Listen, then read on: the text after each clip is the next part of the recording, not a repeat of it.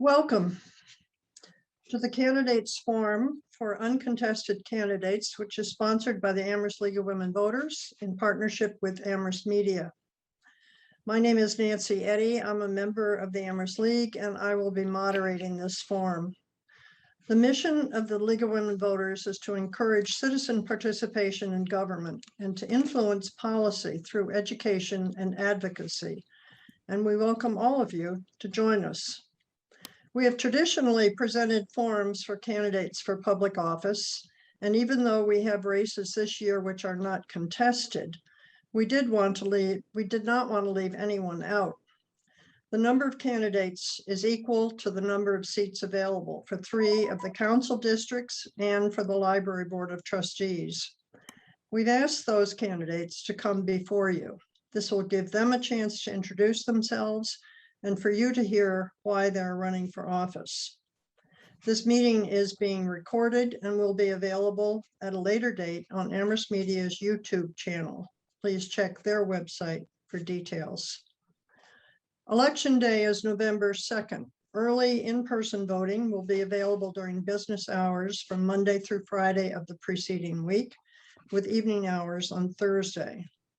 Absentee ballots will be available until October 27th. For more information, please visit the town clerk's website. Remember that you can find more information about the candidates on Amherst Media and on the town's online bulletin board. In addition, the League will publish an election guide in the Amherst Bulletin the Friday before Election Day. The format for this session is as follows. There will be no opening statements. Each candidate has been asked to respond to a single question and will be given 2 minutes to answer. This will be followed by a round of 2-minute closing statements. We'll start with the library trustees and then move to the candidates for districts 5, 2, and 1. So let's start with the library. The question is as follows. The referendum, which will appear on the ballot, deals primarily with a capital budget item. How can we ensure that annual operating budget will also be sufficient to maintain a fully serviced and staffed library, including all the branches?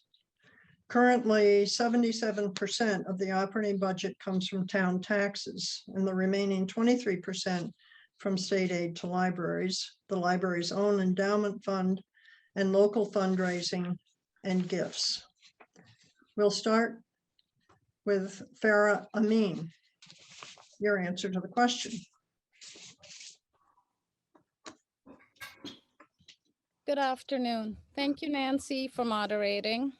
I'm new here, and I hope I can answer this question as well as others have done recently. The Jones Library has been open for almost 100 years, and with good stewardship, it will continue to do so for another 100 or so years. One way we can ensure this is by electing trustees who understand the current fiscal realities and know that keeping an eye toward the future is key. I know the library will continue to fund all services and programs and staffing levels to the best of its ability, even if the economy takes a hit. It has never not done this, and there's no reason to stop now. And contrary to rumors, the branches will stay open. This is crucial because in lean times, the public resources of the library become all the more important to people struggling economically. For fiscal year 2022, the town will fund about 2.1 million of the library budget, and we expect to receive about 100,000 in state aid, which is used to supplement salaries. The Friends continue to fundraise for books and programming, and the library will take about a 4% draw from the endowment for utilities, building maintenance, some books, CW Mars, etc. The trustees will continue to oversee the endowment. The library will continue to apply for state aid. The Friends will continue to apply for grants, and the staff will continue to apply for funds, and the Friends will continue to fundraise. The library works collaboratively with Town Hall, the Bid, Chamber, and the Cultural District. As an economic anchor in town, and especially once it can offer expanded services, the library will continue to attract patrons from across the valley who'll spend money in our town. I respect the experts in this field. I have a lot to learn, and I'm here to do just that. But I do know that Sharon and her staff are professional and 100% committed to their jobs. The trustees are informed and engaged. The friends are hardworking and dedicated. Our library will prosper in a town like Amherst. Thank you.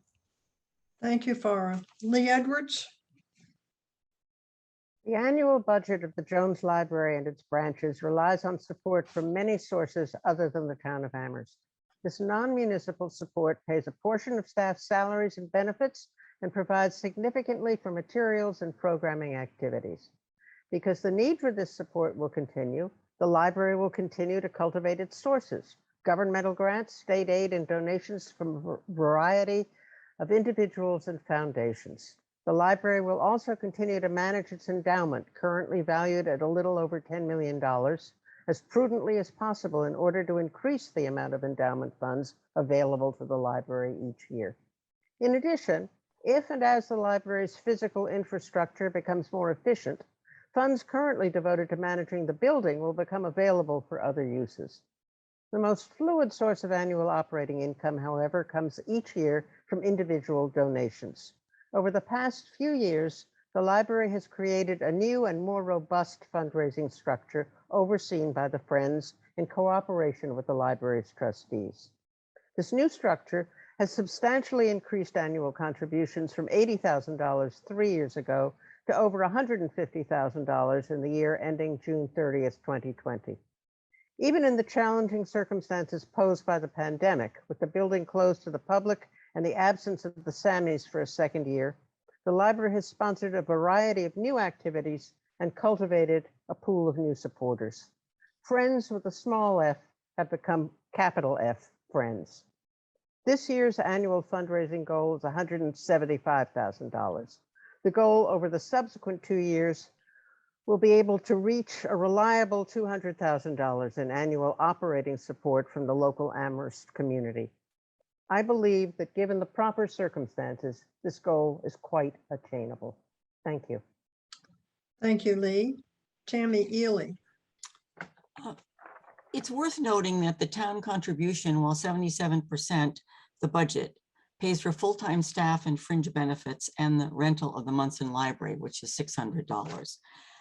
State aid, which is about $130,000, has to go to part-time salaries. In the future, it would be wonderful if the town could cover both full and part-time salaries.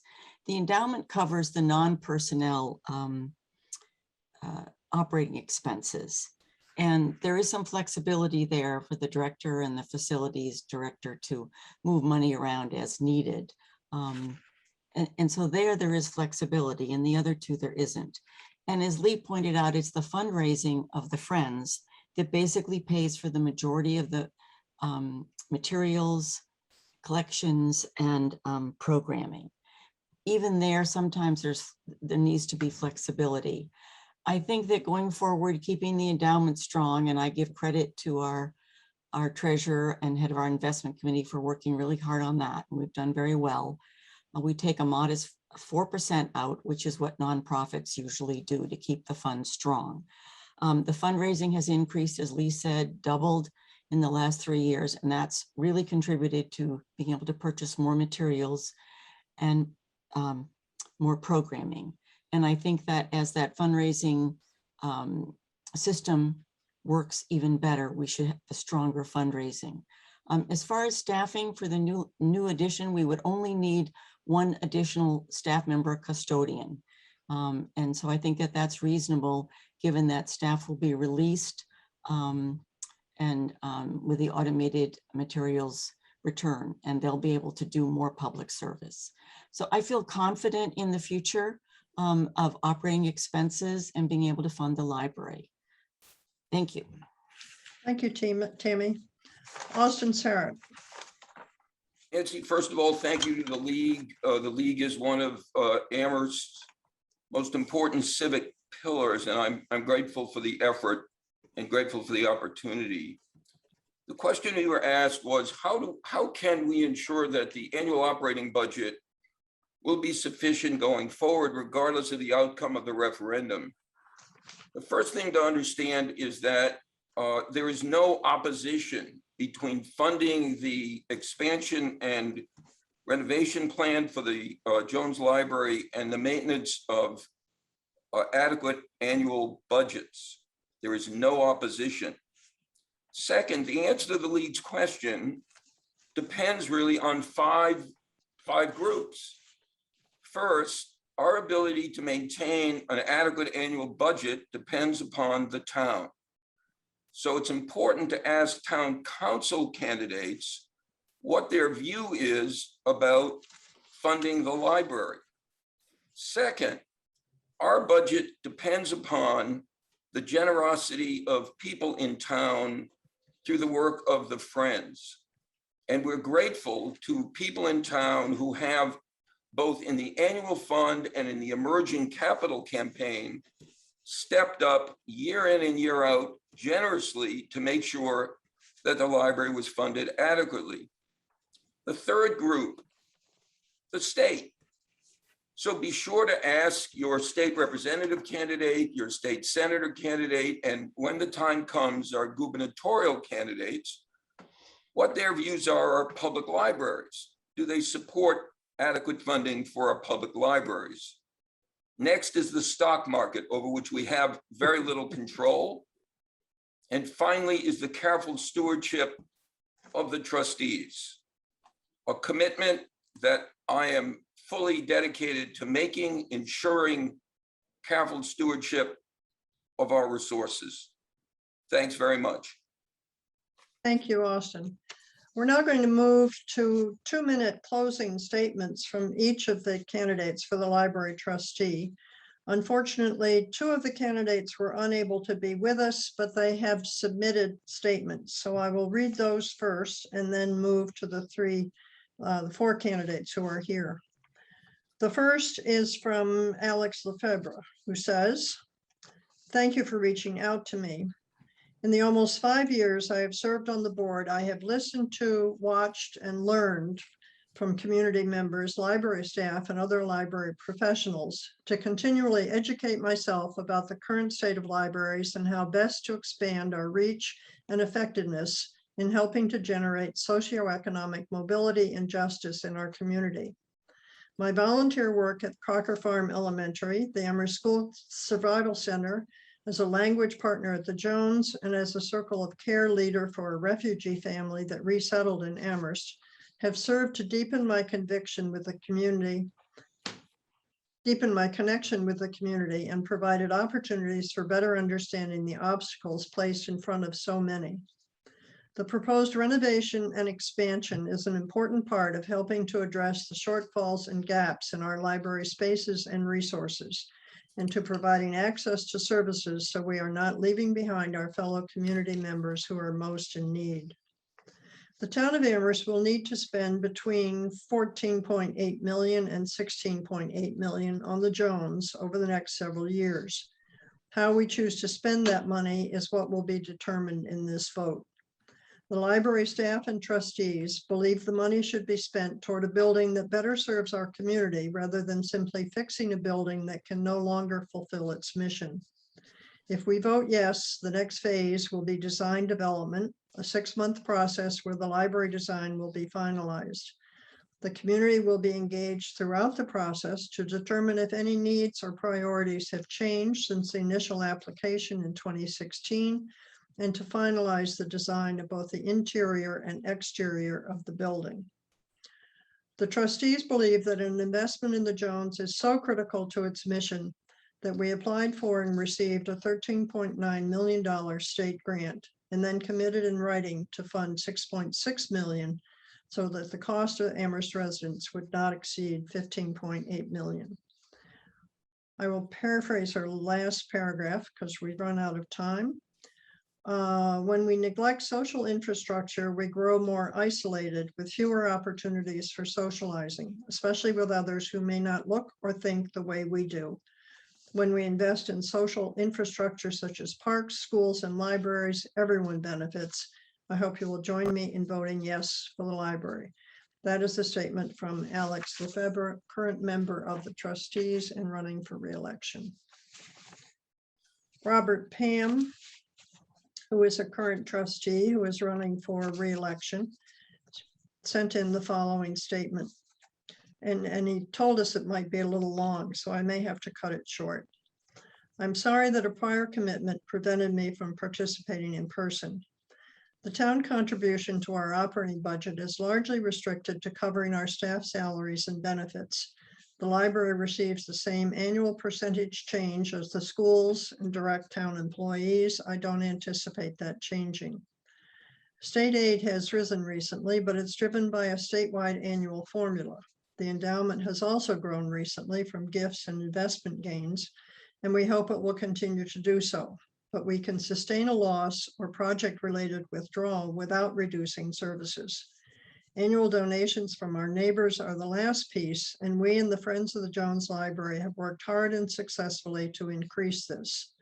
So the short-term picture is very positive, and we hope that our patrons will feel their continuing support for an expanded and renovated library contributes to its future. We hope that all of our neighbors would continue to support our operations if the project is rejected, even though I suspect not even preliminary steps for major repairs would be considered by the town until all the other capital projects are completed. Some services won't change whatever happens. The state requires us to maintain our current hours to qualify for state aid.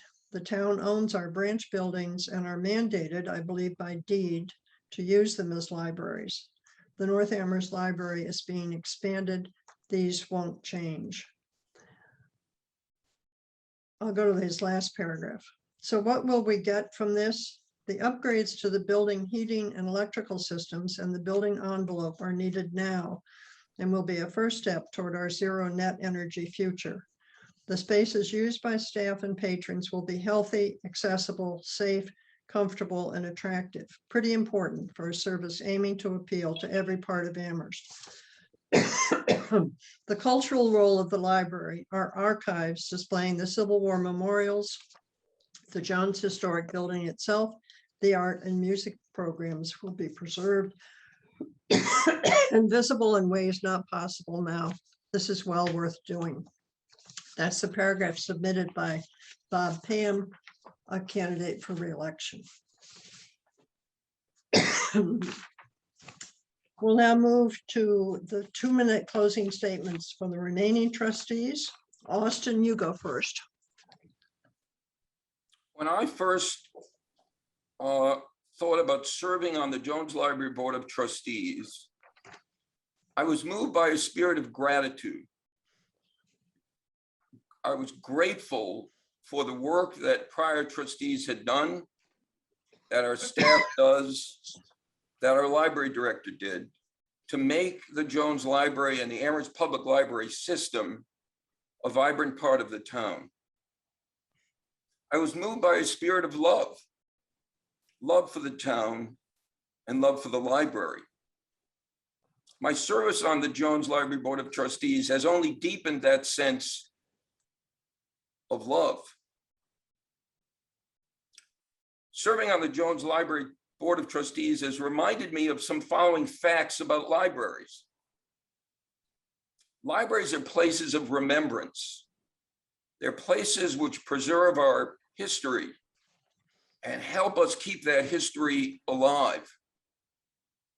Libraries are places where communities are forged, where the rich and the poor, English language learners and native speakers come together as equals.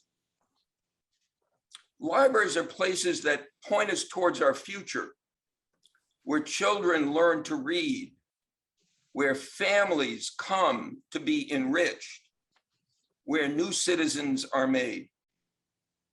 Libraries provide an opportunity to forge a democratic and just community.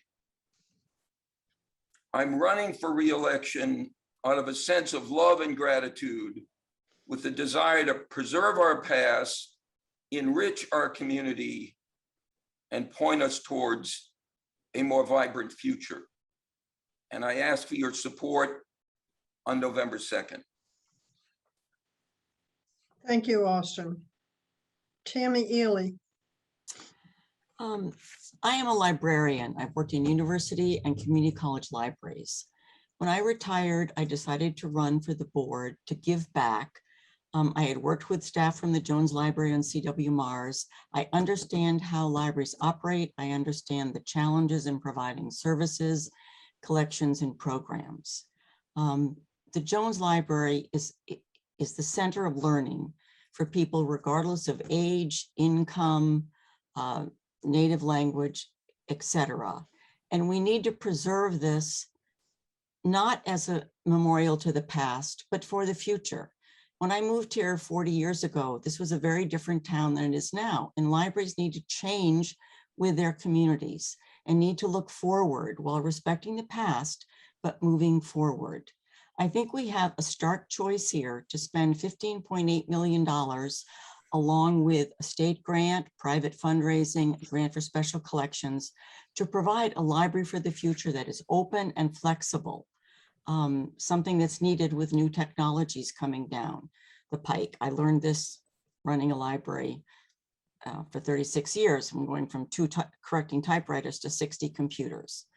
We either spend that money for a new and expanded library, or we spend that money to just repair what exists now, which will still be an inefficient library using fossil fuels with no new space to serve our growing community. I'm running for re-election to support the library and the wonderful staff. And it is this staff that decided that we needed more space for the services and the collections and the programs they wanted to offer. So I ask for your support, and I also ask for your vote on November 2nd in favor of the renovation and expansion of the Jones Library. Thank you. Thank you, Tammy. Lee Edwards. In my opening statement, I spoke of the important role that private fundraising plays in sustaining the library's budget and supporting its activities each year. Part of the remarkable growth of the annual fund over the past 3 years has been the motivation and momentum provided by the hope that the community will take advantage of the state's pledge of nearly $14 million toward the renovation and expansion of the main branch's current building.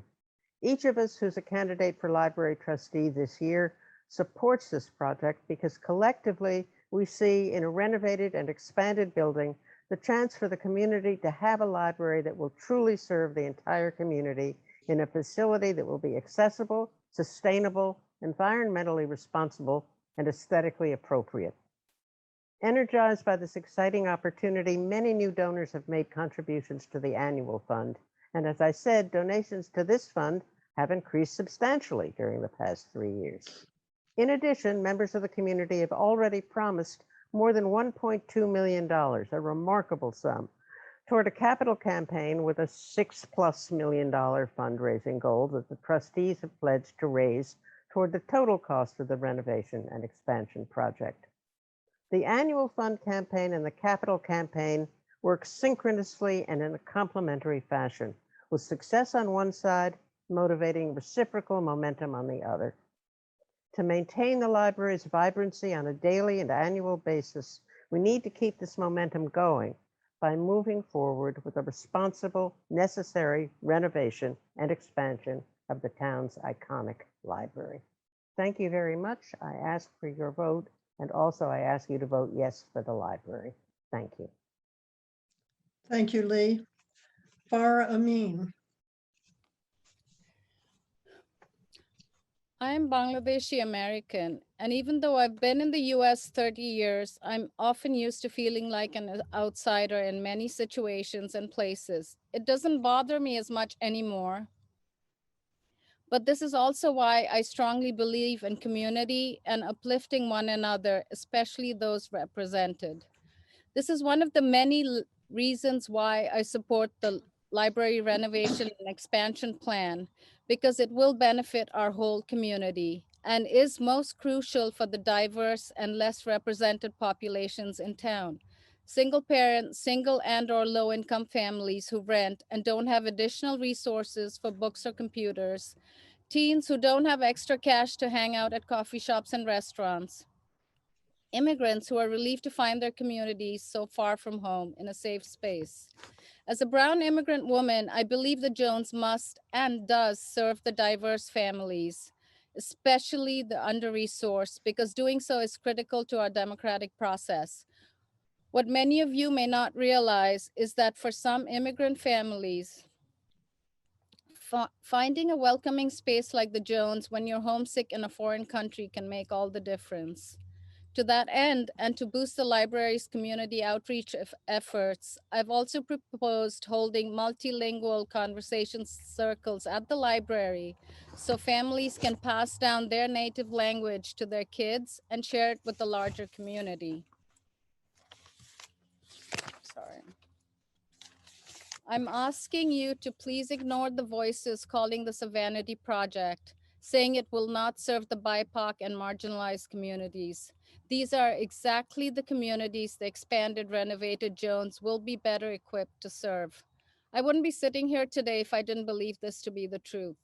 The Jones Project is here to bridge a gap between the haves and the have-nots, to share the wealth, to help you and me create the village to raise and support future generations. I really hope you'll vote for me and vote yes for the Jones on November 2nd. Thank you. Thank you, Farah. And I want to thank all of the candidates, not only for participating in this forum, but especially for being willing to represent the citizens of Amherst in our local government. We appreciate your hard work and look forward to working with you in the time ahead. We will now move over to the uncontested candidates for the town council.